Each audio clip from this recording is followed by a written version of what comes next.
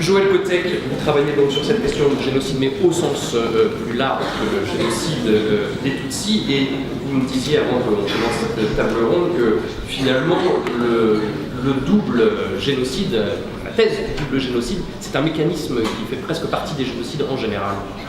Oui, alors, effectivement, ce qui est important, c'est que ça participe de cette idée, je dirais presque de légitime défense. Hein, en quelque sorte, c'est pratiquement la même idée, hein, le double génocide.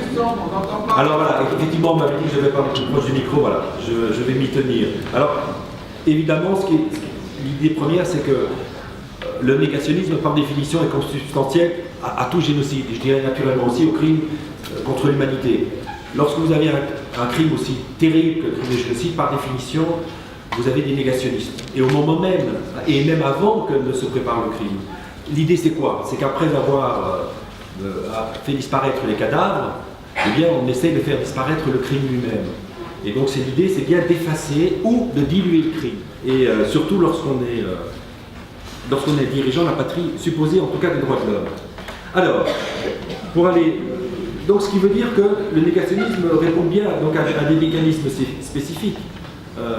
Et j'y reviendrai encore pour aller de l'avant dans l'explication politique, je dirais, de cette thèse absurde du génocide.